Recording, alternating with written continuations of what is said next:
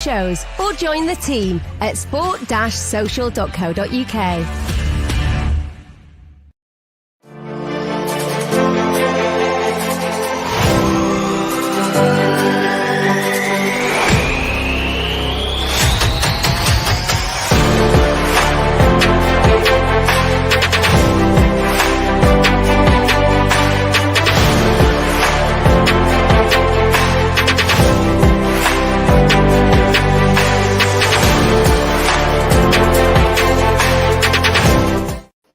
Hello, welcome to day 5 of 10 days of Ten Hag.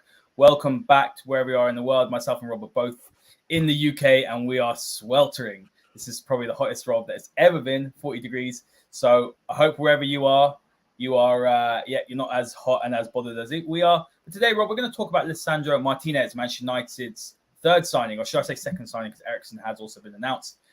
And he's a player who I'm very, very excited to see. He's a player who will bring a lot of versatility to Man United.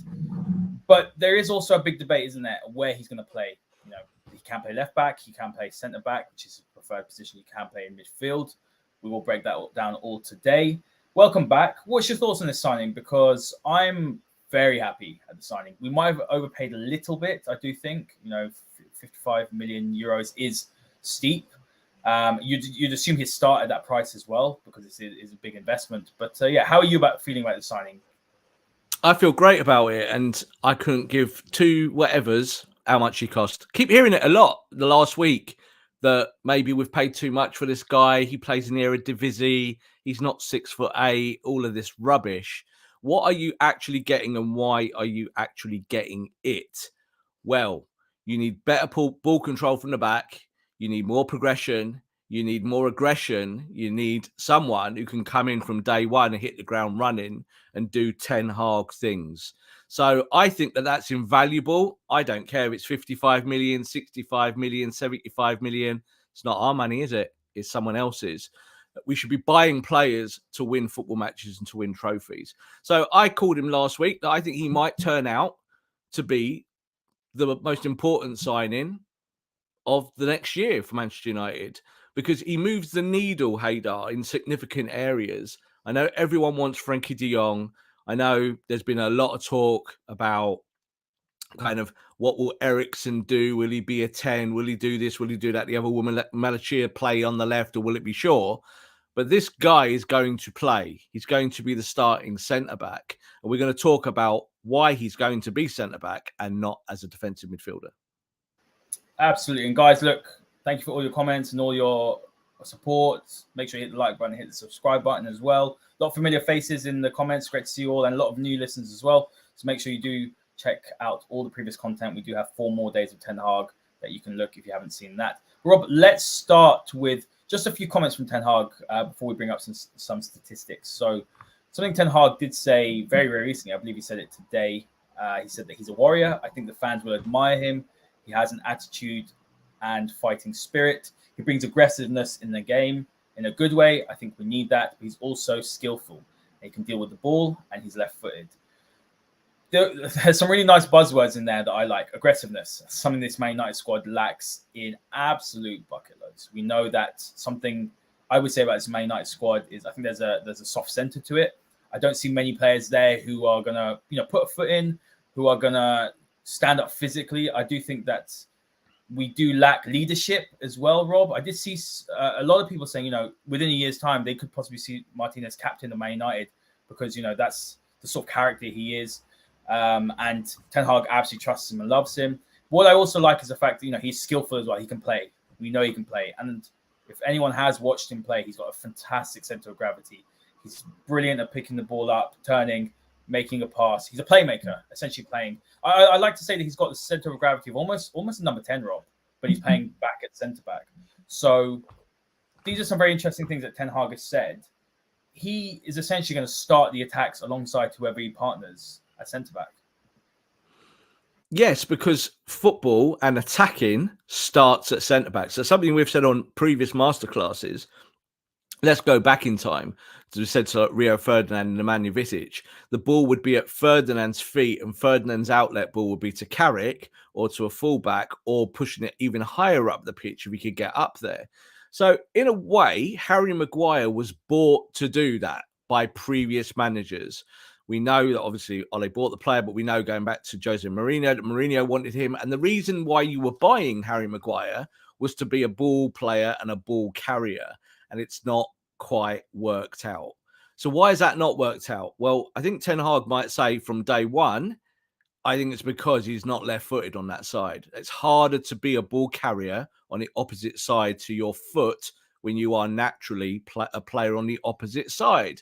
So everyone would say, oh, well, Harry Maguire's played left side centre-back his whole career. It's not a problem. It's not a problem.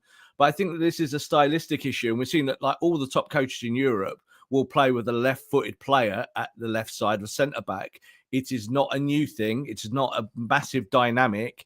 It's that these coaches all do it, and Ten Hag is one of them. So I think when he looks at Manchester United's stats from last year, scored 57 goals in the Premier League, conceded 57 goals in the Premier League, he's trying to find a way to improve that on both ends. So it starts at centre-back going forward, but it also means, like you just used the word aggression there, and obviously that's something that's been touted around, it's controlled aggression. It's not Aaron Wan-Bissaka sliding into the tackle aggression where you have to do it to save your backside. It's someone who knows that they can look after the space behind them and shepherd forwards into areas where you can control them. Some good comments here, Rob. One from Hele saying he claims he'll walk over dead bodies to get where he needs to be. I do like that. The Butcher of Amsterdam is what he's known as. Or the Butcher of Manchester. Now, yeah, I like that. And good comment here from Masood as well saying he's going to be a cult hero with the fans. I really do think so as well. Look, it's very early days, but he's exactly the sort of player that Man United have been lacking. We've had some good. I mean, I've been fond of our South American players, our Argentinian players. I mean, no, Varane was your favorite. Is your favorite ever player for Man United, or one of your favorite? I loved Carlos Tevez, Rob, and it really actually broke my heart. I was young at the time. I was only 13 when we had Tevez, Rooney, and Ronaldo, and I absolutely adored Carlos Tevez. And when he went to City, that was horrible. But he was an absolute terrier, wasn't he? He just covered every blade of grass. He was skillful. He was dynamic, aggressive. It's everything you wanted. I liked Gabriel Heinze as well until he decided he wanted to go to Liverpool. He's another player that I really did like. Didn't like Di Maria, but United have had generally a pretty good success rate with Argentinian players, haven't they, at Manchester United? Yeah, I think it really is about kind of DNA in terms of what you're looking for to try and build. So in many ways, this is a jump forward for Ten Hag in terms of his team building. Why? Because he knows this player. He knows exactly what this player does. And then on the flip side, this player knows what this manager wants. Now, of course, you can train players and you can get there eventually, but there's a jump here. And this is the premium of the price. So like you talked about Pau Torres there, and there's been, again, a lot of talk today that I think they said Ten Hag overruled the scouting department. Well, Man United haven't got a scouting department. They all got sacked. So I don't know what that's all about. That's a complete nonsense story. And yes, Pau Torres was on the list. Pau Torres is still a top player. He's still got a release clause. But you go and get Martinez because Martinez, I think, gives you that extra bit of bite. So if you're going to play him with a Varane or a Maguire or a Lindelof or a Bailly, you want someone there that can just look after that channel and not have to worry about it. And that's why it doesn't matter if you're over 6 foot or not for this kind of player in this style. Harry Maguire is over 6 foot. Does that help him at centre-back? No, because the ball stays on the ground more now than it does in the air in the Premier League. I do want to say, Rob, as well, look, I'm 5'9", and the way they talk about Martinez is as if he's tiny. So, I think a lot of people are overblowing that, because I think we're going to look at the statistics later, but you look at, for example, I don't know, Lindelof, who's bigger than him. His aerial duels are awful. So it's not necessarily about your size, is it? It's about how your timing, your aggression, your willingness to obviously go after the ball. So I think a lot of people are just jumping on the height thing as well. And we'll look at the stats later. So what I do want to talk about quickly though is just some of the attributes that he'll bring to the thing. So for example, we know he's a proactive defender. That's very, very important for Ten Hag's system. Aggressive in duels, we know that. Good vision and awareness, which is very, very important. Mobility and athleticism, which Maguire is a player that doesn't have, and he struggles. And I think we can talk a little bit about Ten Hag's system as well as we go on, because it's a dynamic 4-2-3-1 that we're seeing currently in pre-season. And I'm really enjoying, I know it's small sample size, I'm enjoying seeing, you're starting to see some key fundamentals and some of the principles and the things he wants to do and some of the patterns. But what you are seeing is that I did see that with Maguire and Lindelof, wasn't it? And I don't know if they can play the high line. I know it's not all about pace, but it's about mobility, athleticism, which is important. Good ball progression is another one. Technique as well. He's very, very competent. Good technical fundamentals. He's quick as well. Like, I wouldn't say his top speed is quick, but he's quick off the mark, and that's important. He's also quick with his head as well, and he's a great long passer. So there's some let's say some of his attributes, and that's the profile of player he is. So when we're talking about that, how does he stack up then maybe against our current crop? He's just miles better than all of them. Let's be honest. Like, Varane's got the reputation, but Varane's been at United for a year now and has been injured, and we've not really seen anything like the Rafael Varane that we would want to see. So we hope that can change now, in the next year and moving forward. But he's technically and defensively miles ahead of Manchester United's defensive stock. So that might sound like overkill because he's a new signing and whatnot. We talked there about heading and stuff like that. He's better in the air than Harry Maguire. His stats in the air are better. So if Harry Maguire's famous for heading the ball, isn't he? Came to Man United as slab head, put it on his head and he'll score a goal or head it away. But we don't see that because Manchester United stylistically not being that kind of team. So I think what's important here is that Erik Ten Hag is going to try and build a Manchester United that stylistically will fit Martinez, and again, vice versa. And I think it has become vital now that you have that left-sided centre-back on the left side. Whereas, let's say, for Ole Gunnar Solskjaer, it wasn't important. It wasn't a big thing. You also just spoke there about Victor Lindelof. I can remember so many games at Manchester United where the ball would be kicked towards Victor Lindelof from the opposition side, and Harry Maguire would have to go over and head the ball away. That's how bad Victor Lindelof is at heading the ball. So I'm not kind of surprised that the new manager has gone, well, I don't really need someone on the left side to head the ball, but his heading stats are actually really, really good. So I just think that again, when you look at the players that you've already got or you're going to rotate around, it's going to be Martinez +1. So Martinez is going to be the starting centre-back, and he will be the leader at the back. And you said there about captaincy. Again, foreign coaches, foreign fans, foreign footballers, they're not really into the whole captaincy thing. It's us in the UK here that get obsessed with who's the captain, who's got the armband, because it means something. But I did say that I think Martinez in a year's time might well be the captain, simply because he will be the heartbeat of that defence. And he'll be the aggressor. He'll be the one at the back telling people what to do. He'll be giving the instructions. He's intelligent. He's got leadership skills. And he's at a good age. He's at a good age to kind of say, look, I'm here to do a job. And yeah, I love all of that, rhetoric that he has been saying about how he thinks. And also he said about, he needs to feed his family. He still thinks like that. He's the guy that was poor once upon a time. And he thinks that I have to go and feed my family, look after my family and look after my team. Bring it on. That's what I want. We want more of that. We've had too many superstars in our football team or players that earn big money that simply don't think like that. Let's quickly touch on position. I think myself, a lot of fans hoped that maybe he would come in, play in midfield for a year. Initially, maybe with Frenkie de Jong, which immediately elevates Man United's quality in midfield from Fred, especially on the ball. And then, maybe in a year's time, he'd filter back and drop back into defense and he would take that position. I do want to read out something that Ten Hag said in 2021 when he was in charge of Ajax. And he said this. He said that Daley Blind does not have the running capacity to play in midfield, and neither does Martinez. It further indicates that, he has only one idea of where he wants him to play in this team. There's a lot of quotes coming out as we're doing this show saying, that he has the capability to start. This is Ten Hag saying this. So he's going to be a starter. What is your view on that? Because there has been, comments that Ten Hag has said, but could it be a case of, he's having to manage a very, very large rebuild? There's going to be a lot of components and players that he's got to bring in. We've said this many times. He won't be able to bring everybody in one transfer window. So is there a possibility that maybe he could, in some games, play in midfield alongside Frenkie de Jong? And then, as the season goes on, he's dropped back, may not bring in the midfield the next year, and then, they carry on growing. So maybe this is obviously not peak Ten Hag football and peak Ten Hag system, but he's going to have to make and do with a couple of players here and there. Yes, and I think again that I know we've covered this ground before, but we'll do it because it's pertinent to Martinez and what we're talking about. Manchester United fans are obsessed with the whole defensive midfield thing. They're massively obsessed with it, and they're obsessed with it because in kind of lots of people's heads, a defensive midfielder is the guy who looks after your defenders. Yeah, he comes back, he does that work.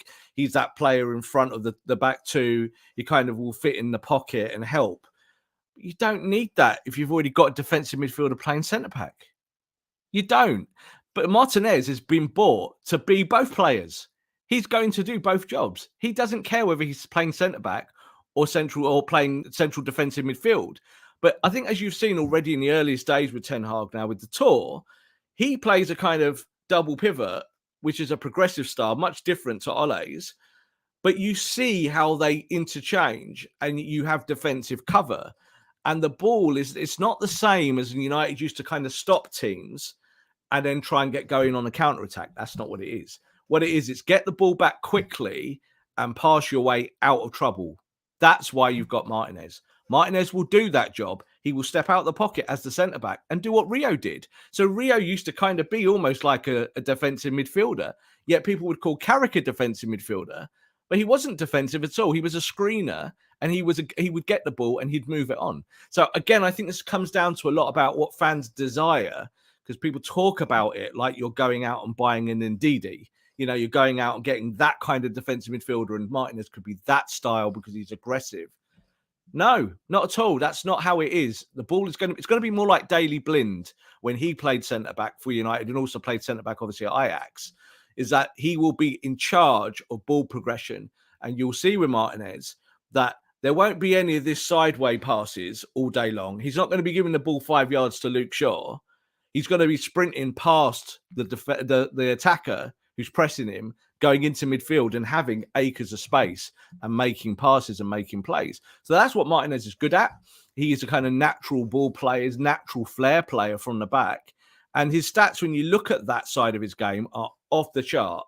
You know, that's why I say he's so much better than anything we've got, because it's about how you fit, isn't it, in a team? So that's what Martinez will do. He will be a midfielder, but he'll be doing that from the centre-back position. And people go, oh, but how can you do that? Well, he'll work hard. He'll chase, he'll harry, and when he has to, he'll kick people into row Z, and I'm quite happy with that. Something I want to add, Rob,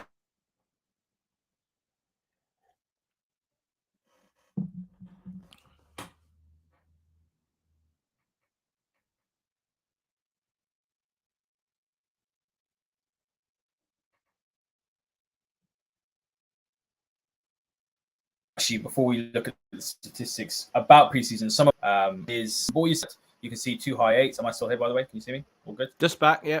Yeah. You might have to repeat what you just said. Yeah, sure. It's the heat. It's absolutely killing all of my wife and everything. But look, from what I've seen from preseason, the 4-2-3-1 is what we've seen at the minute. Very progressive, though, dynamic. Very different to what we saw under Ole.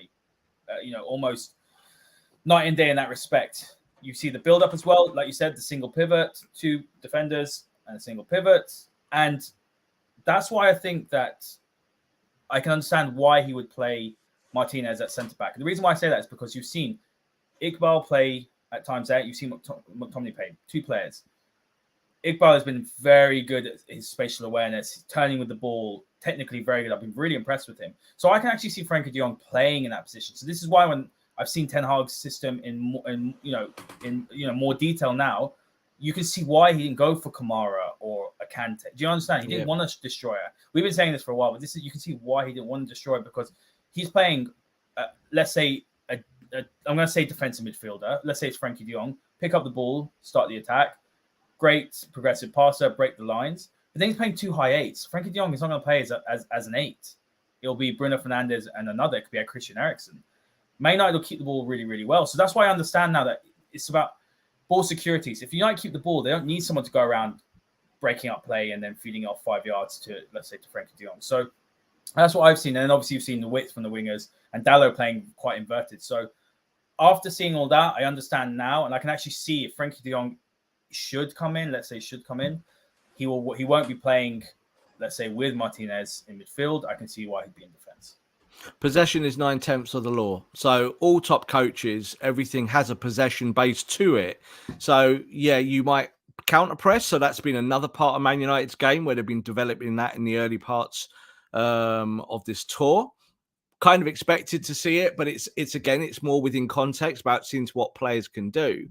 But the most important thing to do is that if you're playing a team that backs off you, and they do, most teams do, like if they either press through you, you've then got the opportunity to play through them in 2 or 3 passes and you're out. And what that normally does, it scares opponents. What opponents do, they go into a mid block. So what do you need then? Then you need a centre-back who can carry the ball. You need to carry the ball back into that territory. So this is why Martinez fits the bill better than Pau Torres. Because Pau Torres is a centre-back that can do things with his feet. But Martinez is a versatile footballer that can do midfield things with his feet from centre-back. So this is why you're almost, Haider, buying one player for 2 positions. You know, you're not panicking here. And I think, again, United fans, I'm not trying to, lambaste the fan base at all. But they've been so used to seeing Fred and McTominay forever and ever and ever and ever that they think they know everything that those 2 players can do. And the only solution is to, of course, put them in a big bin and get brand new midfielders. Well, you're going to get brand new midfielders. There's no doubt about that. That will happen. Frankie de Jong, we believe, will still happen. But there is almost to say that you could waste Martinez as a defensive midfielder. He's probably more dangerous from centre-back if he gets the ball a bit deeper and has a little bit more time, can actually see everything in front of him. So I think that, again, it's more about, like you said there as well, about the single pivot. What you see with Ten Hag's 4-2-3-1 is that it's closer to 4-3-3 than it is Ole Gunnar Solskjaer's 4-2-3-1. When you actually look at the positions on the pitch, it's closer to that 4-3-3 Dutch style. And that's, again, a lot of Dutch commentators have been saying this in the last couple of weeks, saying there's a kind of confusion between a Dutch 4-2-3-1 and, say, a Premier League 4-2-3-1, which is much more rigid. You're going to see United break through the lines and pass through the lines a lot quicker and look like a 4-3-3, even though they're setting up as a 4-2-3-1. Absolutely. And it's all about positional rotations. Ollie was very rigid, wasn't he? The double pivot would stay.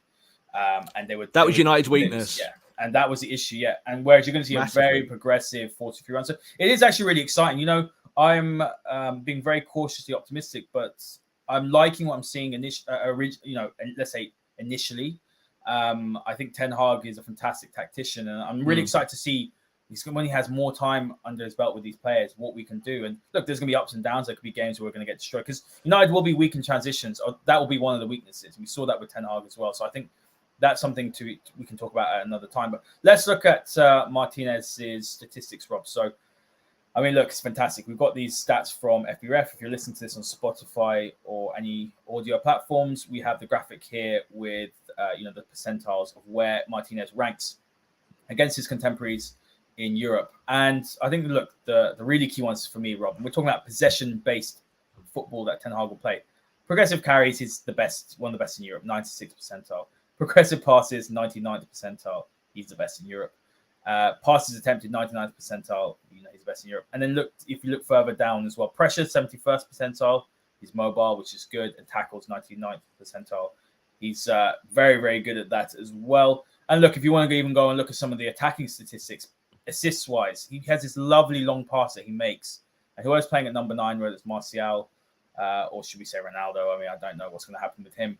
But whoever it is making those runs in behind are going to have an absolute field day with him and Christian Eriksen in the same side. And, you also look at the shot-creating actions as well. So he's very front foot. And like you said earlier, it's almost like having a midfielder at centre-back with that passing range and that creativity. It's going to completely change Man United's game. And teams are going to sit back against United with Ten Hag. We're going to dominate possession. They're going to play the low block. They're going to park the bus. And we saw time and time again, didn't we, under Ollie, that United struggled to break down. And that was actually almost why we didn't go to that next level. We couldn't break teams down, move the ball quickly. We didn't look like we were trained. Like you watch City, they've got patterns of play consistently. It's almost repetition. Break teams down, move the ball quickly, rotations, use the width. I mean, Martinez is going to be so key to that when we've got, I don't know who it is, some team, I'm trying to think of a relegation, Fulham turning up and they're going to park the bus, for example.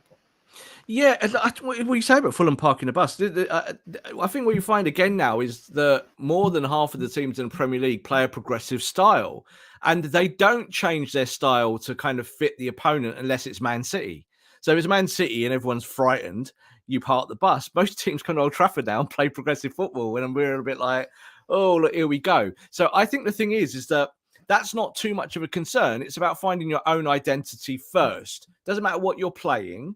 Start on yourself. Look within. So, like you just said there, and you've highlighted a lot of those percentiles, which are really important. What are the most important ones there? Well, I'm sure people at centre back will be saying, well, hang on, is a guy here that doesn't clear the ball. He's like 16th percentile. You know, what's going on there? And he's only 9% there in blocks. That's a good thing, because you don't want your centre back just clearing the ball and blocking all the time. That's not what you want to do. You know what annoys me the most? Victor Lindelof, his hands behind his back. There, he does that thing to try and block the ball. Annoying, just get my block percentiles up here, guys. No, look.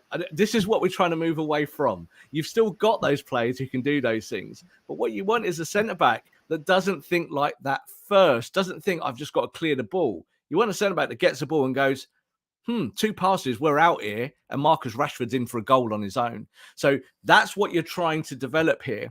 I mean, I said when you've already brought up some of them there. Progressive passes, 99% percentile. Passes attempted, 99%. I believe in Europe, he is the second best centre-back in Europe, in all the European top leagues, at doing that. So that's what you're really buying. That's getting that ball from A to Z, both quickly, both efficiently. And come on, Haider, we've spoken about so many masterclasses.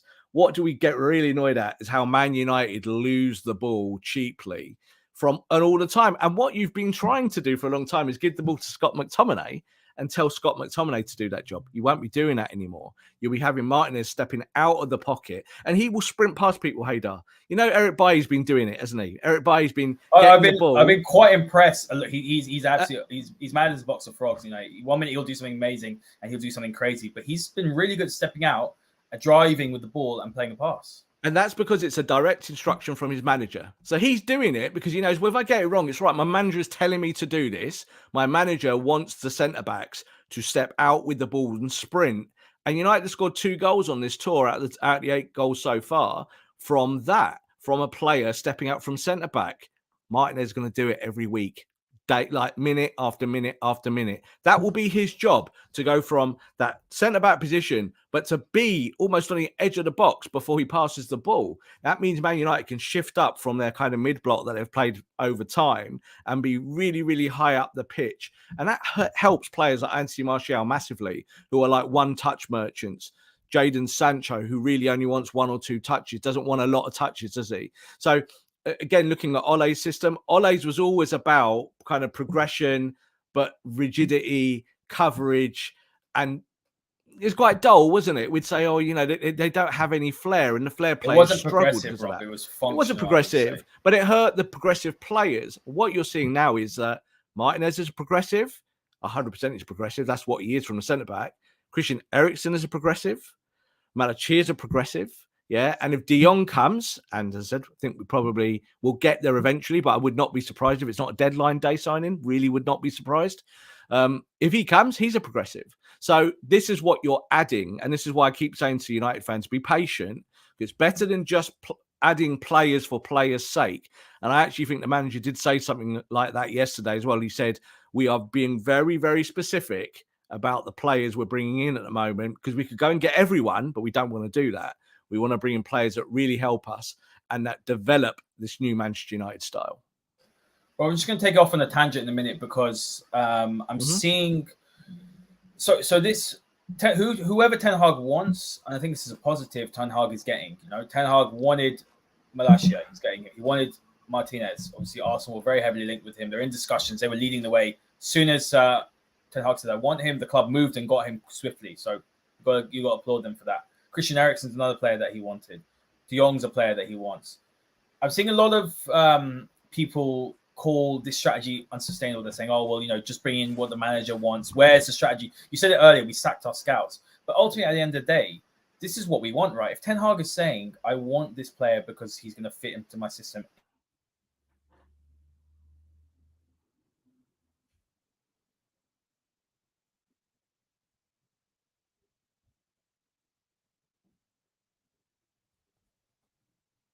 X, Y, Z, he's this profile, then that. Sorry, Haider, will you repeat that? You've lost you again. I'm back. Yeah, no problem. What Ten Hag was saying was, what people are saying is Ten Hag's only signing players he knows, or he's signing players X, Y, and Z. But surely that's what we want, right? He's saying, this is my system, this is a profile I want, this is a player I want because of X, Y, and Z, and he's getting them. That's a positive. That's only a positive. That's exactly what you want. That's exactly what you want. And I don't know why people are complaining about that. I think people complain because they just want to complain. I do think that's kind of a lot of our culture, especially at Manchester United. You know, you're damned if you do and you're damned if you don't. You know, there's a conversation going on today about Tony from Brentford and would he be a good fit? And generally people kind of, you know, they look at these things and it's always about, well, would I want to wear his shirt? Well, probably not. I'd take it, Rob. Well, yeah, because then the reason why you take him is because he's a Ten Hag type player. So this is what you need to bring in now, is that's got to be the MO. Bring in players that are not your big wage, big ego, kind of Mourinho type signings. You need to bring in players now that help the squad, and that's got to be the mantra. And you know, as I said about the scouting department has literally been obliterated and gone. Everyone who's been there all the way back to kind of just on the edge of David Moyes basically has now been shown the door. And let's be honest, the reason for that is because they failed. They failed to recruit players that have helped Manchester United. So they got the bullet and about time. So Ten Hag, when he came to the club, this was one of the big things that he wanted in this project was control. So if any Man United fans are complaining that Ten Hag's getting what he wants and that's a problem, I really think you're at the wrong football club. I really do. Like, he's getting the players that he wants and needs. And this is why the De Jong thing will carry on for a bit longer. Because even though Barcelona are playing horrible games here, silly games, and it's not very nice to watch, eventually they will want the player out and you can then go and get the player. Now, all this, he doesn't want to play for Man United is not actually factual.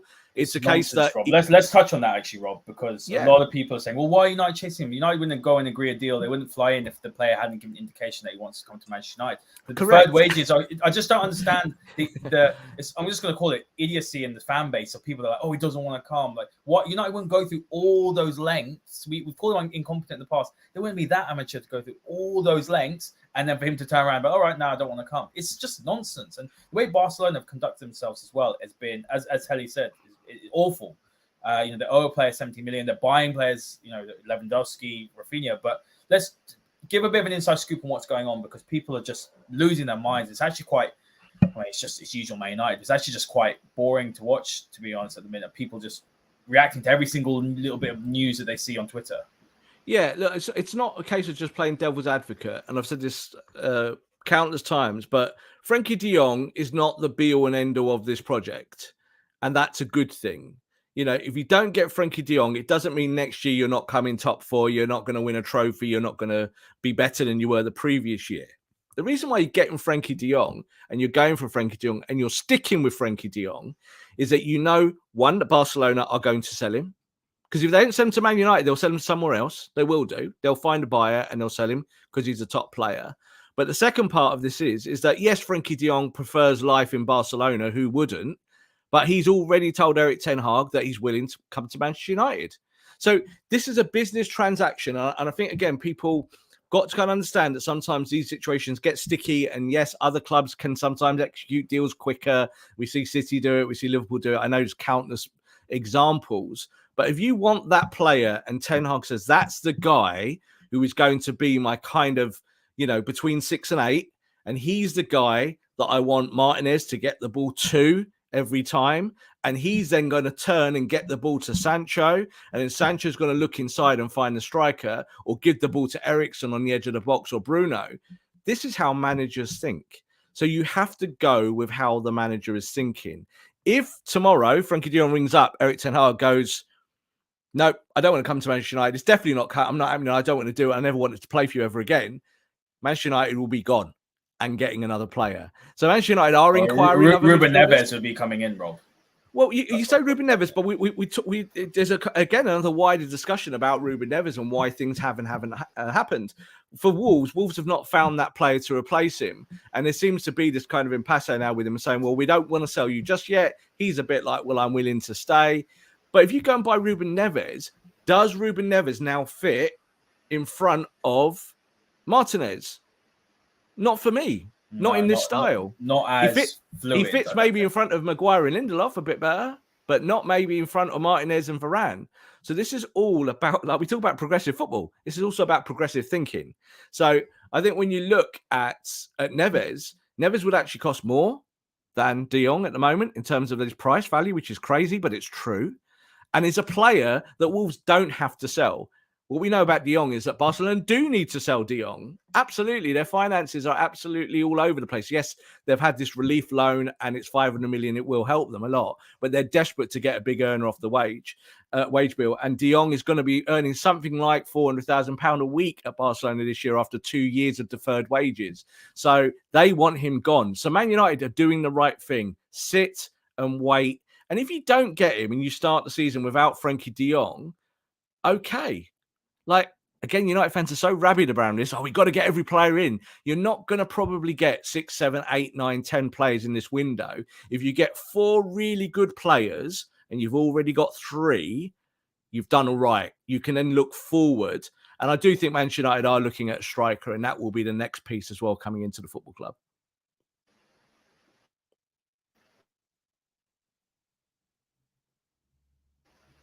Yeah. We will be a show on that, Rob. Just a couple more questions to add. So it's about De Jong. So one says, what if Barcelona don't want to pay De Jong? And then the other one's saying, why are we holding out for De Jong? We should look at Ndidi. So we've spoken about why Ndidi wouldn't be a good fit for the things that Ten Hag wants that player to do.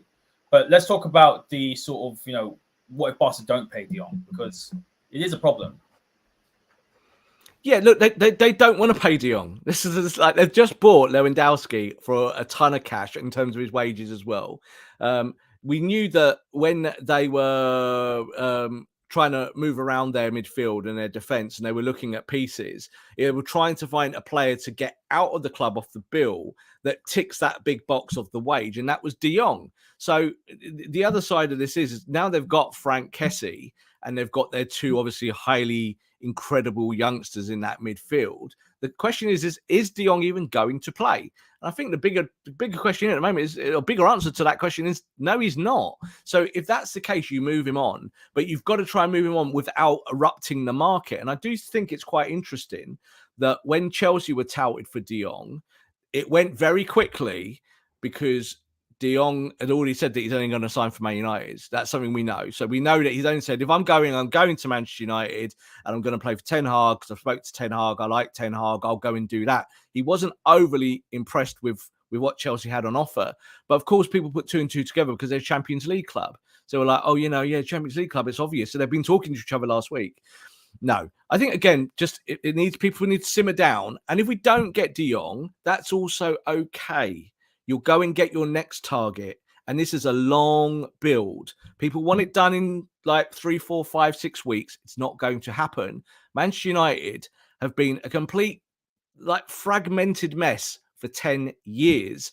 And this manager is having to solve 10 years worth of problems in a relatively short space of time. This build is going to be 1 to 2 to 3 years, Haider. Yeah. And it means that if you don't get target number 1 today, you don't just go and get the next guy. That's a bad way of doing it. If the manager looks at Ruben Neves and says, you know what, you're good, Ruben Neves, but you cannot do what I want you to do, don't pay 80 million for him. Please don't, because that's what Man United have done for a long time, isn't it? We want a striker. Romelu Lukaku scores loads of goals at Everton. He lives down the road. Let's go just buy him, and that's great. A year later, you're selling him. It's bad business. So I think all these players that are coming in now are players that you want to stay at your football club for at least the next 4 or 5 years. Absolutely. Let's move on, Rob, now to Maguire. And this, the title of the show has obviously caused a bit of a stir with some people because they're like, oh, well, why? He's not replacing Maguire. It's going to place for Varane. So we're actually going to talk about Varane and Maguire. Now, before we even do this, Rob, I'm going to say one thing in general about football and football players. Your biggest superpower is staying fit. Doesn't matter how good you are. If you can't stay fit, you're not much use to your team or to anything, really. So when we talk about whether it's Maguire, because I think it will be one of Varane and Maguire, and one of them will eventually lose their place to Martinez, probably pretty soon in the season. When you look at Harry Maguire, we already said why he probably won't play on the left-hand side if Martinez is playing, because the balance, and Ten Hag likes to build up with left centre-back, right-sided, right centre-back. When you look at Maguire's stats here as well, I mean, look, no one at Man United really had a good season. So, he is pretty low, but look, he still progressively carried very, very well. 81st percentile, you can see. You can also see that, he's been decent in terms of his pass attempt. He's all right, just under 60th percentile. Pass completion as well was all okay. But when you're having a look at it, one of my concerns with Harry Maguire in the side, and we said about this in pre-season, was, look, you don't necessarily have to be quick for a high line. We've seen that. We've seen Lindelof and Maguire play a high line. How many times have they been, gas or pace from the high line? Not many times. But my biggest issue really is more to do with his athleticism and his ability to turn. And that's where he's very, very slow. So when I look at him and I look at Martinez as a partnership, I'm not so sure in terms of that synergy. I think they'd be good in terms of ball progression, but I'm not too sure how that partnership would work. And that's why I do agree that if Varane could keep fit, it would be Martinez and Varane. Although, Maguire is captain and people saying, oh, the captain can't get dropped. I don't think Ten Hag really cares about that. Like I said, they don't care about captaincy. The armband just goes to the most senior player generally in European football. That's how it works. It doesn't mean they're an automatic starter. I think with Maguire, and this is where the conundrum will unfold itself with this player, is that he has played virtually his whole career on the left side of centre-back, but now you have a coach who fundamentally just won't do that. Just not going to have a right-footed player playing on the left side. So does that mean that Harry Maguire automatically switches to the right? Well, only if he's any good on the right. Is he going to be good on the right? I don't know. This is the thing. It's like Maguire is going to have to learn to adapt. Forget about the price tag. Forget about the captaincy. Forget about, England international standing and all of that. It's about the team. If it works for the team, then Maguire will play. We saw, obviously, it's a preseason game, so definitely not going to go crazy about it. But you saw with the goal the other day with Melbourne, the ball goes from the right-hand side. They're pushed too high up. So they're out of position. They kind of went almost the other side of the halfway line again, kind of Ole Gunnar Solskjaer tactic. What happened? Lindelof got skinned on the right-hand side. Chug, chug, chug, chug, chug, chug, chug. Maguire's going back. The forward is literally saying, I'm just going to run this channel and I'll stay on side because this is too easy. And then he taps the ball in past Heaton. That's what you're trying to avoid. Now, that's what Man United did all season, wasn't it, last year, Haider? Those goals, you weren't getting killed all the time on a counter, but what you were doing was just making real simple mistakes. So that's what I'm going to judge Harry Maguire on this year. Can he have a season when he plays, whether that be as a substitute or as a starter, can he make sure he doesn't make errors? Because he makes too many errors. Victor Lindelof as well. Victor Lindelof, pretty good on the ball, a good ball carrier, can be really progressive. I think you might see some games that it will be Martinez starting with Lindelof. I've just got that feeling. Or Martinez with Bailly. I get that feeling because I don't know if Maguire will immediately assimilate to playing on the right-hand side. I'm not sure that's where he feels most confident. He's never really done it before. I know Ralph tried the end of last season. Ollie liked him on left, but wherever he's played left, and even when he plays for England, he's in a 3, so he's not playing, And Ralph did it for the same reasons. Ralph did exactly the same reasons. Ralph was like, I want a left-footed player on this side. I want a right-footed player on that side. Ralph Rangnick is a archetypal German coach, European style. He's like, this is how we do it. So those coaches now exist in the Premier League. Klopp is one, Guardiola is one. We've now got one at Manchester United. He's going to play football like that. So this is all about how Harry Maguire can really kind of grab the flag and chase it, and do you know what I mean? And see and wave it and kind of go, yeah, look at what I can do at the back. Because I think that's what worries me, is that he can get his confidence back. He's not the worst footballer in the world. This is the other side of the coin, is that at his very best, he is a good defender. But when you look at those stats from last year, they're not very good. They're all right. There's bits and pieces that look better than other parts. But for his style of game, you kind of want Harry Maguire now to become that self-styled ball-carrying centre-back. He needs to be that player. Because I tell you what, he can't run back. He can't cover. He's not very good at helping the fullback in that way. And all of those things have been exposed in the last 12 months.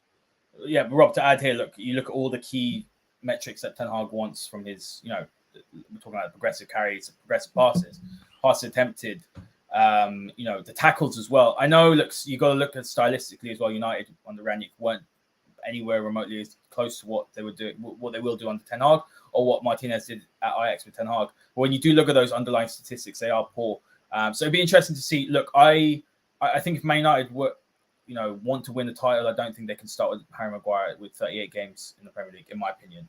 It's going to be about who impresses Haider. Like, so whatever you and me both think, or any of our audience, or doesn't Man matter. United fans, it really doesn't matter. Yeah. And this is why I did see in the comments there, we might talk about them a little bit in terms of Iqbal and Savage, because again, if you took Iqbal and Savage from the end of last season, obviously we know what they did in terms of their youth setup and how well they played. If you said this year one of them was going to be a starter, Man United fans would be like, what? But you know what? They might be. If you don't get Frankie de Jong, the manager might go, I just need a young player in there that can put the ball from A to Z. That's what you want. And Iqbal showed the other day that when he gets the ball at his feet, he doesn't give it away, economical. And Savage, I described this on my other show as having the most amazing vocabulary with the ball at his feet. He knows what to do with it. He can do 20-yard passes, 5-yard passes, 40-yard passes. He just knows. It's an instinctual thing in his brain. It's in his DNA. And you see better than his dad. McTominay can't do that. And McTominay isn't that style of player. Yeah. So, you could take one of those two lads and you might go, do you know what? We didn't get Frankie de Jong because him and Laporta had a big cuddle and he gave him £17 million. Everyone's happy again. And that's the end of that. But if you've got these young pieces, Man United fans are going to have to watch that this year. And it's the same thing with Harry Maguire. If Harry Maguire comes back into the team and plays really well, we'll all be happy. We'll all be like, Harry's cracked it. He's done it. Oh, look, he doesn't look like he's a problem anymore. So I do think that Man United are going to start with the ball. And I've been watching this in the tour. The De Gea starting position. We talked about this, didn't we, on our last shows? De Gea has started on the edge of the box. Yeah. And the first ball and the first ball he plays is not to the fullbacks with the centre backs going wide. That's not happening. The centre-backs have been told to push on a little bit, and De Gea plays a much straighter ball. And I was like, well, that will suit Harry Maguire. He's never going to get exposed then. If you play it to his feet, he'll have space, he'll be able to turn, and he'll be almost like a de facto defensive midfielder then. We're in the position. He'll be able to turn and see the game. And what happens at Man United is they don't ever see the game, do they? They pass the ball, they lose the ball, and then they just lose a goal. So all of those things you see are the bits that are going to knit together now in the first few weeks of the season. Absolutely. I agree with you when you talk about two youngsters, Savage and Iqbal, and they've really impressed me. I think, look... Very mature players. Very, very, very mature. They've got those, like you said, instinctive, I like to call them like technical fundamentals, and awareness of space, so important. Iqbal's really surprised me, Rob. And yes, Charlie Savage is better than his dad. His dad wasn't a great footballer, but no, they've been really good, and they're fearless, and that's really key. So it'd be interesting to see. I want to see Jimmy Garner. I know he was injured, so I want to see what he does as well, because he's a player that I really like. I want to see Hannibal as well. I'd be interested to see. I think Hannibal will be one of the eights if that's where he's going to play. I don't see him playing, as let's say the deeper player. But Rob, let's talk about Rafa Varane before we wrap up, guys. Thank you so much. There's so many of you in the comments right now and watching. A lot of new listeners, guys. Please hit the like button, hit the subscribe button. See this on Twitter as well. Give it a share. We want to grow this community. We are only on day 5 of 10 days of Ten Hag. You've got 5 more amazing shows coming up. And you've also got 4 more. If you haven't seen that already, guys, make sure you check that out. We talk about Ronaldo. We talk about Frankie. We talk about Malacia as well. And there's one more that I've forgotten. Oh, David De Gea as well. So David De Gea. So we might have to redo the striker one at some stage. But make sure you hit the like button, hit the subscribe button. Rob, look, if we said Harry Maguire's stats were bad, Varane's stats last season were bad, we were both really excited because genuine, world-class talent. I think someone said this to me, someone that watches a lot of Spanish football, and I won't forget this. And he said to me before he joined, he said, if Rafa Varane can keep fit, he's one of the best centre-backs in the world. He's got everything. But the biggest thing is the last 2 years at Real Madrid, he was injured, for large chunks of it. And that, for me, is probably a reason why Real did say, we'll let Varane go. They went and got Alaba. They won the Champions League. But I also think that when you look at it, if United can manage his minutes and say, right, we're going to play Varane mainly in the Premier League, most of the big games, maybe some of the big cup games, let's say we're deep in the Europa League. If United can do that, manage his minutes, and he can play 38, 39, 40 games a season, I think United have done pretty well. And then if you've got, let's say, Lindelof, who's a competent replacement, let's say Harry Maguire if he doesn't start, Eric Bailly, like you said, if he isn't sold. if United and they manage the players' minutes correctly, and everyone gets game time, I think United could get the best out of Rafa Varane. Yes, but I'm not comfortable with having a piece like Rafa Varane, who you need to be a kind of centerpiece of your team to build around in terms of the function, and him being a minute manager. Like, you're going to have to manage Ronaldo's minutes this year better than you did last year, because Ronaldo looked like an old man after 75 minutes, didn't he? And you could see how that was affecting him. And his game isn't based around those things that you need at centre forward anyway. But I think when you need a centre back, you need a pairing that play every week. So yes, he could play just primarily Premier League and miss the cup games. I think that'll probably be the case. I can't see United going all out in the Europa this year, though. I'm sure that there'll be lots of rotation there. But I think the thing is, Haider, you've got to keep looking forward at the moment. So if Rafa Varane is not the guy because he can't stay fit and he has problems, you need to move him out at the end of the season. That will be how it is. That you have to be ruthless with this. If Rafa Varane can stay fit and certainly put together a ton of stats better than that, because those stats are rank for him, they're not very good at all, they're poor, then yes, he stays, he partners Martinez, and everyone's happy. So this is kind of where I think you are with Manchester United's defence, is that, as I keep saying, it's Martinez +1, Butcher +1, as I'm going to keep marking it. And it's who will take that right-sided berth. Yes, Varane is the natural choice, but his body is falling apart. And it's a problem. Like, there is a feedback from the camp, and has been for really the whole of last year and even now into pre-season. He just struggles to get fit, struggles to be at his peak. It's muscle problems as well. And if that's the case, then Haider, you can't say let's manage his minutes. You can't. You can't rely on him, Rob. You've got to say he can't start. You're just going to have to be a very well-paid sub, and we'll have to get rid of you. Because it's a bit like Phil Jones, isn't it? But in a kind of different dimension. Is that it's all very well a player having certain skill set, but if they can't do it and can't get on a football pitch, what was the catchphrase you used about fitness a minute ago? It's your superpower. It's a superpower. It's your superpower. So players, and it's totally true. If you can stay fit and you're consistent, you will play every game pretty much, and most players can handle it. But I'm worried about Varane, not because of the kind of player that he is, but the Premier League is a physical league, and he maybe doesn't have the aggression of a Martinez. I think Martinez will enjoy the struggles with a Jamie Vardy or someone like that. They'll like to chase and harry and kick and, get kind of, gritting teeth against forwards. Varane's a little bit more of a Rolls Royce, but again, as I said on one of my other shows, it's no good if that Rolls Royce hasn't got an engine. And that's kind of how it feels with Varane, is that you need him to be fit this year. He needs to be able to play 30 Premier League starts. That's what you need, at least 30, 31, 32. And if he can play well with Martinez, then you can win games, Haider, and you can be in that top four. And I still think this year that is the goal. You've got to try and be in the top four this year and try and do something in the cup competitions and have a feel-good season where at the end of it, we're all going, yeah, do you know what? People are getting into the Ten Hag way. Varane can help that, but Varane has to stay fit. Final word, Rob. What I will say is this. I think Martinez is a guaranteed starter. That's what I think on that left-hand side. And then you've got Bailly, Lindelof, Maguire, Varane. They've all got their positives, but they've also all got flaws. So I actually think that right-hand side of the defense, centre-back, is open. It's fair game. Whoever can stay fit, whoever can adopt, the role quickly, who can do their role to a high level, whoever meshes well with Martinez is going to get that position. So I actually think it's quite open.